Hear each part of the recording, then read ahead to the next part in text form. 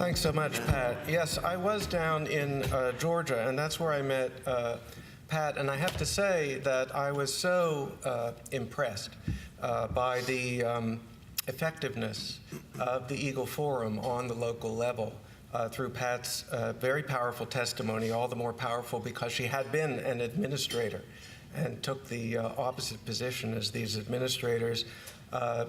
Jane Robbins, who spoke yesterday, is Pat's sister, another Eagle Forum member down in Georgia. Both of them were absolutely crucial to the passage of that bill. So I'm deeply impressed, and I've seen directly just what Eagle Forum does on the local level. So I thank you for all your efforts.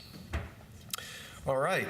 Well, we all know that over the past several years, it's become tremendously difficult to freely and openly express our views on controversial political, religious, and cultural issues on America's college campuses. Time after time, we've seen visiting speakers shouted down by students who refuse to allow any contradiction of the new campus orthodoxies. We've had an actual riot prevent a talk at the University of California at Berkeley. A professor was injured and left in a neck brace by protesters at Middlebury College in Vermont. A Texas state legislator was shouted down by law students as he tried to address a Texas law school. Even very liberal college presidents at the University of Minnesota and the University of Oregon have been shouted down by students who didn't think that they had moved far enough to the left. At Yale University and Evergreen State College, liberal professors were besieged and effectively forced to resign by students who sought to silence them. At Evergreen, a college president was taken prisoner and prevented from going to the bathroom without permission. At Columbia University, Reed College, and Northwestern University classes have been disrupted, overrun, and closed down by protesters. At Reed College and the University of California at Santa Cruz, we've seen takeovers of administration buildings.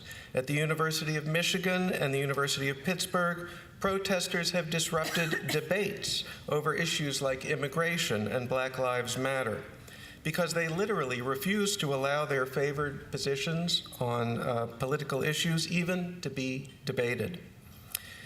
Any talk by a speaker favorable to Israel has a very high likelihood of being disrupted nowadays.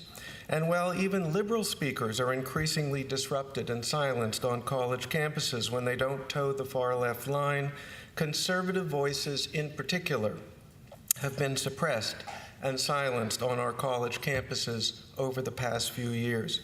Now, I assure you that the examples I just alluded to, and I've only alluded to them, I haven't really given you the gory details, are a very partial selection from a far longer list. I could go on if I had more time, but the key takeaway is that we're experiencing a kind of crisis of free speech on our college campuses right now. And as Representative Jordan told us all last night, as I think you know, this is bleeding out into the larger culture and affecting even politicians who aren't anywhere near a college campus. And the crisis exists not because of any particular incident, but because everyone knows that saying the wrong thing can get you into very serious troubles with the enforcers of political correctness. And this creates the most insidious problem of all: self-censorship, self-silencing, fear, and timidity of thought. Exactly the opposite of the atmosphere needed to advance learning, knowledge, and the pursuit of truth, which is supposed to be what our colleges and universities are for. Now, in response to this crisis of campus free speech, state legislatures across the country have begun to consider laws to preserve and protect the First Amendment at our public college campuses. I'm a co-author of the Model Campus Free Speech Bill published by Arizona's Goldwater Institute. And there are several model campus free speech bills out there, but the Goldwater Model is the most comprehensive. Frankly, it's also the toughest. It's the only model bill that deals with the problem of speaker shoutdowns, which is at the core of the current campus free speech crisis. And it's the only bill to set up an oversight system to make sure that campus administrators actually protect free speech on campus and don't simply ignore the new law. So here are some of the things that the Goldwater Model does. First, it creates an official university policy that strongly affirms free expression and in the process nullifies any existing restrictive campus speech codes. 2, it prevents administrators from disinviting speakers who members of the campus community wish to hear from. 3rd, it allows anyone whose free speech rights have been improperly infringed by the university to recover court costs and attorney's fees for a lawsuit. 4, it effectively makes it impossible for the university to create one of those restrictive so-called free speech zones. 5, it reaffirms the principle that at the official institutional level, universities ought to remain neutral on issues of public controversy. That's to encourage the widest possible range of opinion and dialogue within the university itself. 6th, it ensures that security fees for invited speakers be reasonable and not based on the content of the speech in question. 7th, it protects student organizations from discrimination based on the content of their beliefs and their membership requirements. And of course, we've seen this discrimination leveled against many Christian student groups. 8, and this is a particularly important provision, it establishes a system of disciplinary sanctions for students or anyone else who interferes with the free speech rights of others. 9th, it authorizes a special subcommittee of the University Board of Trustees to issue a yearly report to the public, the trustees, the governor, and the legislature on the administrative handling of free speech issues. And 10th, it ensures that students at freshman orientation will learn the importance of free speech and will also be informed of the penalties for suppressing the speech of others. Now, there's a lot to say about all of these various provisions, and we'll have some time, I think, in questioning during this panel. But I want you to know that I'm going to be here all of today, right through the dinner this evening. So if you want to come up and discuss the situation in your particular state, you're welcome to do that. You also, I believe, have a handout with my email address. You can contact me at your leisure after the conference, and I can brief you on what the situation is in your state if you have any interest in seeing a bill based on the Goldwater Model introduced in your state.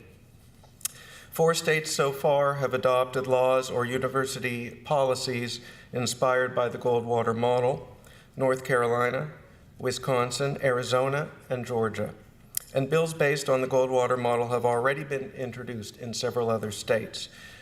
All right, now, as I've said, these shout-downs are at the very core of the campus free speech crisis, and the Goldwater Model is the only model bill that deals with this problem. Now, I can't think of a single case in the last 2 years, not a single case, where a college has disciplined a shout-down in a way that might actually deter future disruptions. In the very few instances where colleges have disciplined students who shouted down others, the punishment was either meaningless or the college quickly did something that completely nullified the effect of the so-called punishment. In short, campus administrators have proven themselves completely incapable of handling this problem on their own. Now, that is why state legislatures have to step in.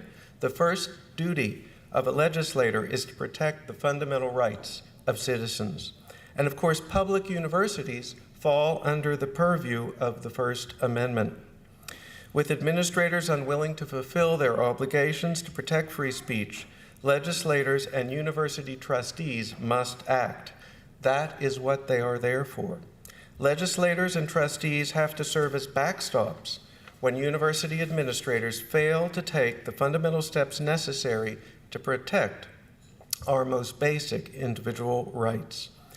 Well, yes, it would be better if campus free speech legislation wasn't necessary. It would be better if administrators were actually protecting freedom of speech instead of directly undermining it. not only by looking the other way on shoutdowns and by disinviting speakers, but by promulgating literally unconstitutional speech codes and so-called free speech zones. But this is what campus administrators are doing. And frankly, the problem is systemic. That means it's locked into place for the foreseeable future. It's really not going to disappear without legislators stepping in. Now, the most important and also the most contested provision of the Goldwater Model requires that any student twice found responsible for infringing the expressive rights of others be suspended for a minimum of 1 year.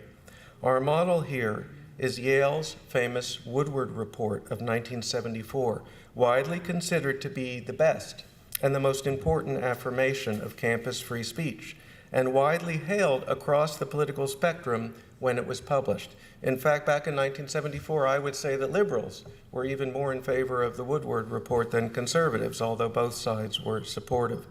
The Woodward Report called for students to be suspended and expelled after even one single shoutdown. The Goldwater Model is mild by comparison, inserting a minimum penalty for repeat offenders to prevent administrators from completely and repeatedly refusing to discipline shoutdowns, which is exactly what they're doing right now. And the provision is just.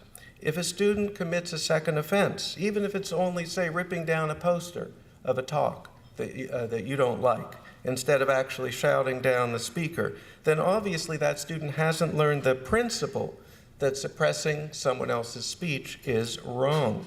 And under the Goldwater Model, freshman orientation teaches students the principles of free speech and informs them of the penalty for shoutdowns. So students will have known from the moment they entered the university what the penalty for multiple infractions is. The effect of this will actually be to deter rather than to punish shoutdowns. And we've seen this at work already in Wisconsin, where a student leader acknowledged deciding to hold a demonstration against a speech by Katie Pavlich. People have heard of Katie Pavlich? She came to Wisconsin to give a speech on Second Amendment rights. And the student leader said, well, ordinarily we would try to shout her down, but instead we're going to go outside. Why? Because there's this new policy that says you're going to be suspended if you do it twice. And in Wisconsin, they actually made our policy stronger. They said you're going to be expelled if you do it 3 times. So the goal is not to punish students. The real goal is to prevent these terrible shoutdowns from ever happening in the first place. Now, the Goldwater Model includes several layers of safeguards to protect against discipline that is either too harsh or too lax. First, it includes very, very robust protections for the due process rights of the accused in cases involving expressive conduct. You may know that a lot of these campus tribunals completely disregard the due process rights of the accused. And we've seen that sort of thing in the treatment of Mr. Kavanaugh. But our bill gives very strong respect to the due process rights of the accused. Second, administrative actions on discipline are to be scrutinized and commented upon annually and publicly by a subcommittee of the university trustees. And again, this is what trustees are for.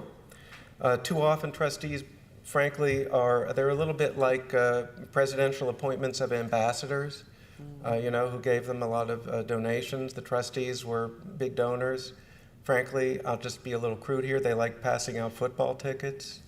They don't really want to get crosswise with the administration. They're supposed to be riding herd over the administration. They're supposed to be creating oversight, but they don't do it.